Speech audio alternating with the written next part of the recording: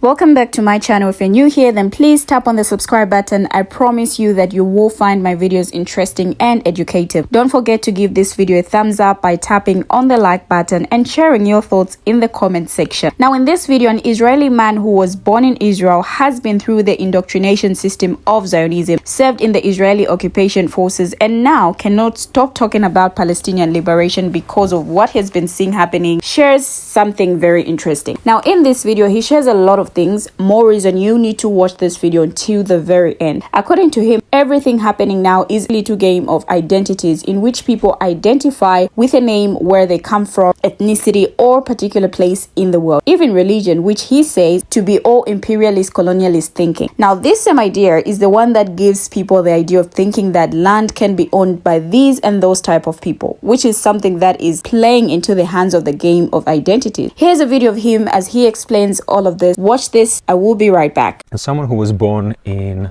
Israel, has been through the indoctrination system of Zionism, served in the Israeli occupation forces, and now cannot stop talk about Palestinian liberation. A lot of people have been asking me, how come? So let's take a little walk, and I'm going to tell you the best answer that I can think of. First of all, I'm sorry to disappoint you, but there is absolutely nothing special about me.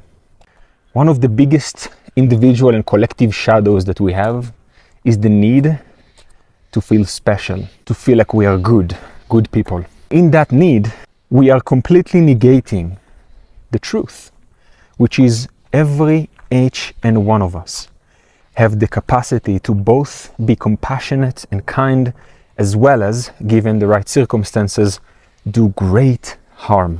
And that is something that is increasingly more crucial to remember when we are witnessing a whole people documenting their own annihilation. It becomes increasingly hard to get out of what I like to call this little game of identities, in which we identify with our name, with where we came from, with our ethnicity, and our particular place in the world, and our religion maybe.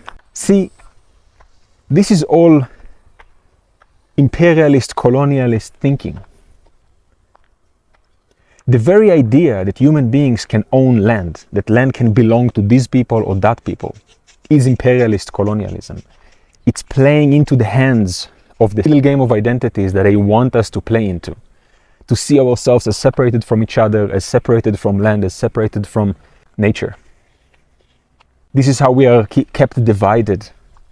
This is how we are kept fighting over who the land belongs to, based on whatever historical context we can conjure.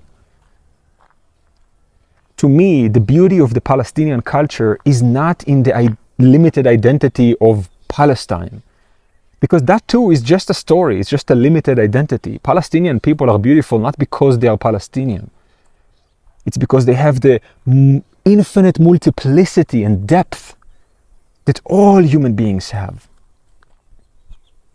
A Palestinian person is not limited to one particular thing.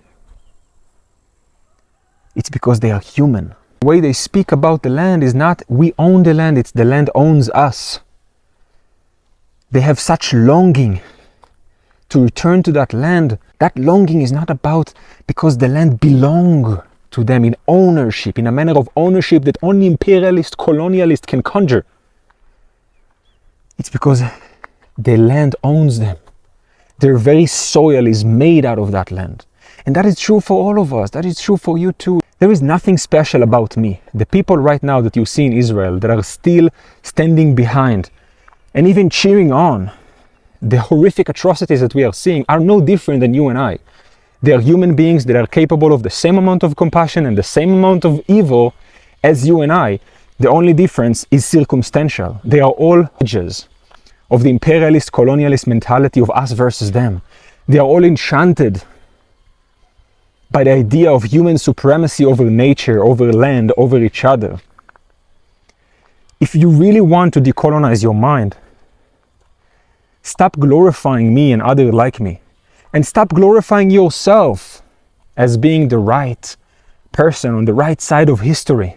Let's try to recognize each other's humanity. Let's meet there. Let's meet in the place that our identities are not separating us. Can you direct your anger, rage, and hate towards the ideology that separates us, not towards the human beings and the people who are currently enchanted and held hostage by those very false identities and ideologies? This is how we're gonna decolonize. This is how we're gonna get liberated collectively.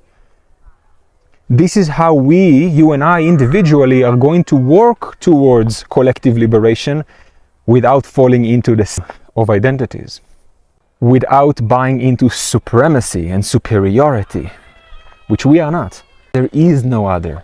Once you remove the ideology, the person who is standing right in front of you is just a human being like you, with desires, with longings, with aspirations, with pain. And that's just the most important thing to remember. There is no Israelis and Palestinians, there is just human beings. And currently, a whole group of human beings are being oppressed in the name of a false identity, of a false ideology. And that's what we are going to target, and that's what we are going to abolish. Not each other. I know it's hard. Believe me, hard. But here we are. And here it is. Now, when we talk about imperialism, imperialism can be defined as a doctrine, political strategy, practice, state policy, or advocacy that consists in extending power by territorial acquisition or by extending political and economic control outward over other areas. Imperialism oftentimes involves the use of military and economic power and always aims for more expansion and collective or individual domination. Imperialism has been justified in the name of civilizing mission of supremacy that the European states granted to themselves. Moreover, the expansion of their power has been done after a wish to vassalize their values. In reality, the empires were leading a policy of conquest motivated by the wish to exploit resources and appear stronger on the international scene. Another illustration of imperialism in ancient times can be found in Greece, where imperialism reached its peak under Alexander the Great. In its Marxist sense, imperialism means the division of the world between great powers and guides international relations. According to Marxists, imperialism is a superior phase of development of capitalism, which is assured by a policy of economic, political, and military expansion and the economic and political dependence of the populations or states. Today, the notion of imperialism frequently has a negative connotation, but it does not only apply to territorial expansion anymore, but also to other domains such as the economy, technology, or culture. When we talk about a colonial mentality, this is the internalized attitude of ethnic or cultural